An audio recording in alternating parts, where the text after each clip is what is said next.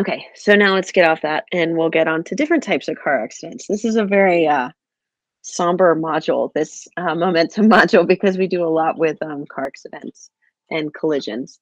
And so, excuse me, let's talk about conservation of momentum. And we have these elastic and we have inelastic collisions. In an elastic collision, um, that they're going to bounce apart, right? You can think like elastic, like a rubber band, right?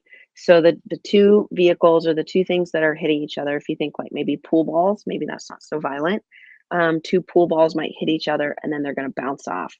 Okay, so because they're bouncing off, they're going to have different final velocities.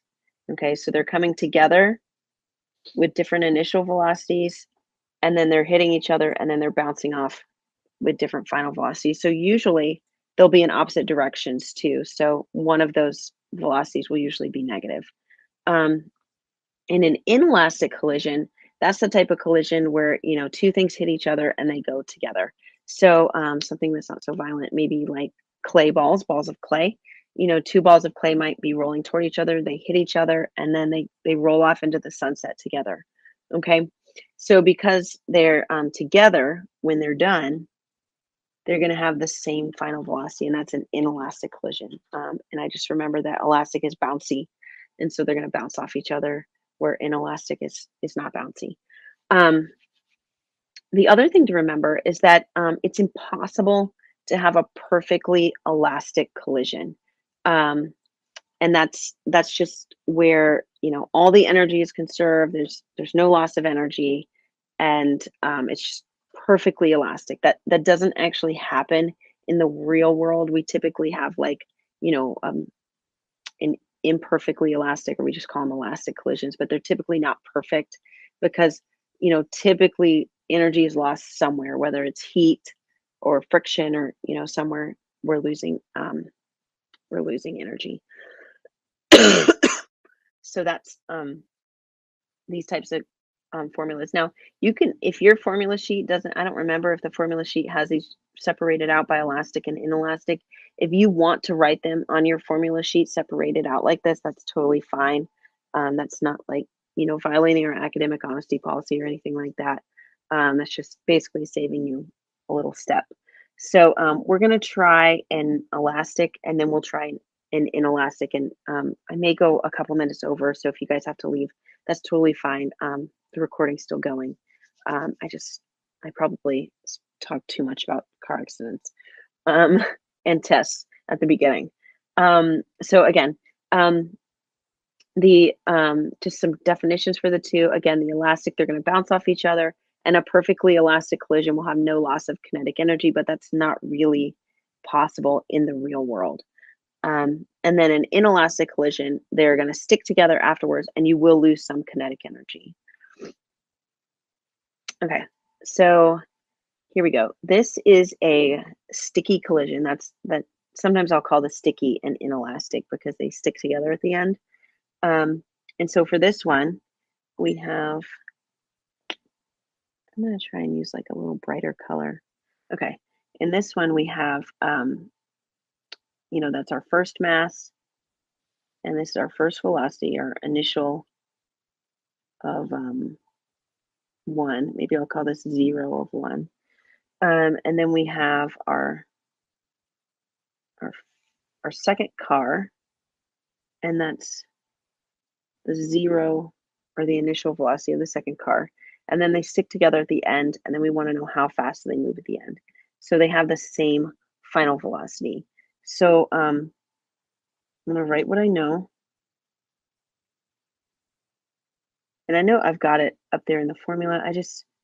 Um, I really like to write it here. I tend to make less mistakes when I do that.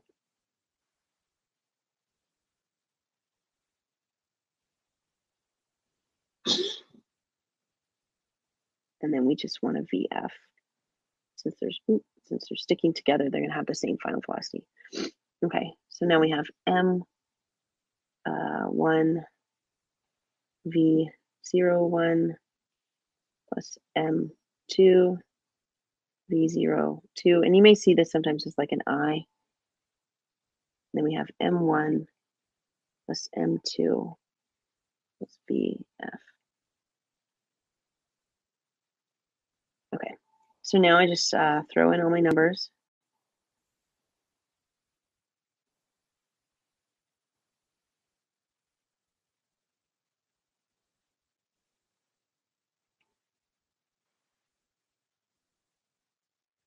And you guys will notice I like to, I don't like to skip steps, so I like to write it with the letters, and then I like to write the numbers in. I found I make less mistakes that way.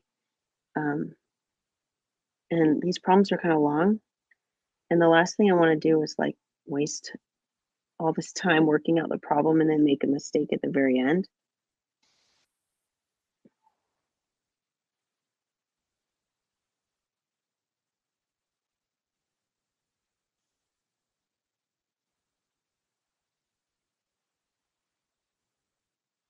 Okay, so I added these two on the left together, and now I'm dividing by the 2900 to get the VF all by itself.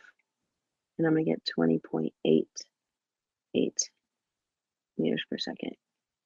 And that's the speed that they're both going together off into the sunset, right?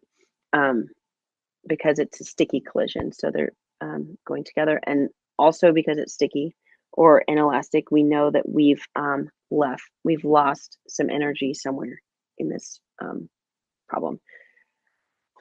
Now in this one, this is kind of a silly one. I like doing it just because it's not typical. Because in this one, it's kind of weird. They are starting together and they're ending separately. So it's like the opposite of a sticky collision. But it's still possible to use the conservation momentum formula for it. And so I like to do it because it's not what you typically think of as a problem. And so I just feel like it makes it, it just shows you other ways that you can solve these problems. They're not always, the final velocity is the same. In this one, the initial velocity is actually the same.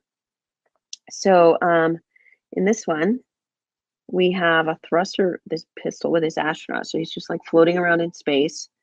And I'm going to call this the mass 2 because I want my astronaut to be my my M1. Just because, I don't know, maybe I'm biased towards astronauts, but I feel like the thing with the most mass, I like to have that be my first thing. And it's expelling hot gas at 875 meters per second. So this is going to be the final velocity of mass 2. Okay. And then the combined mass of the astronaut and the pistol, but not but not the gas, is 84. So that's going to be my N1. And then, sorry, that should be just a 1, not a I. And then I want to know how fast and what direction is the astronaut moving after firing the pistol. So I want to know VF1. Okay. So let's write what we know. We know that V initial for both of them is 0. He's just at rest in space. This is another one of those where they don't give you a number. They just give you that, that word, and you're supposed to know that that word means 0. And then my second mass, I'm going to just go ahead and convert this to kilograms since we're running kind of behind. And then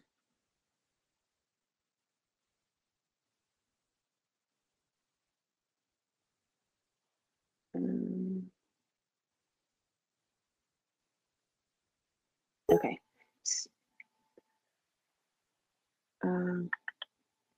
You're right. That should be M2. Thank you. Wait. No, that should be M1. You're right. M1 is just the mass of the astronaut and the pistol, not the mass of the astronaut, the pistol, and the little bit of air.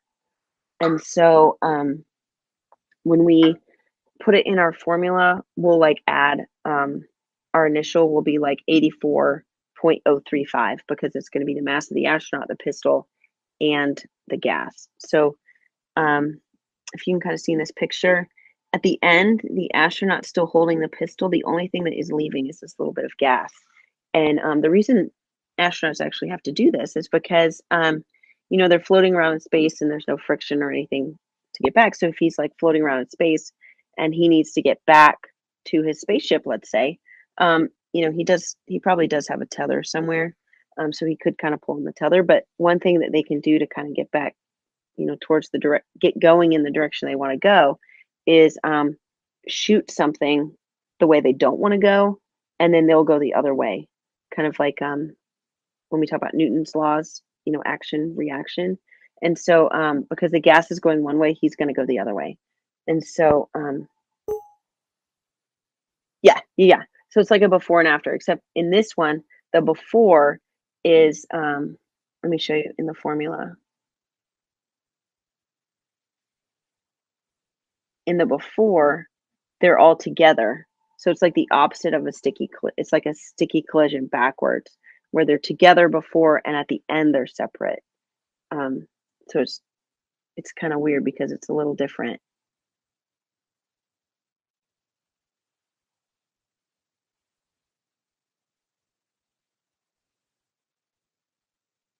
Does that make sense?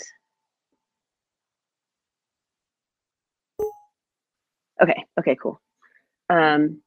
So now for this one, for our total mass, we're going to have 84.035 because that's our astronaut, our pistol, and that teeny bit of air. And we have that 0 because they weren't moving. And then we're going to have 84, and we don't know this VF1, that velocity of the astronaut at the end, but we do know the final velocity of that air.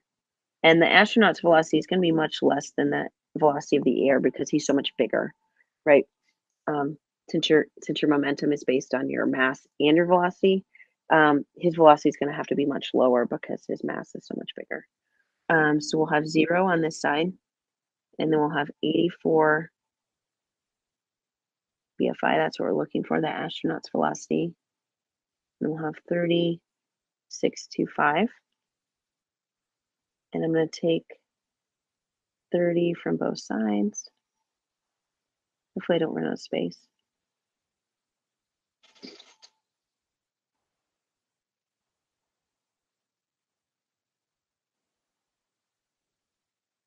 I might.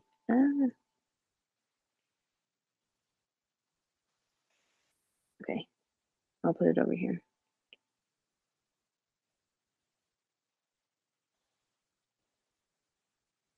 Okay, so you can see this, the velocity of this astronaut is much lower.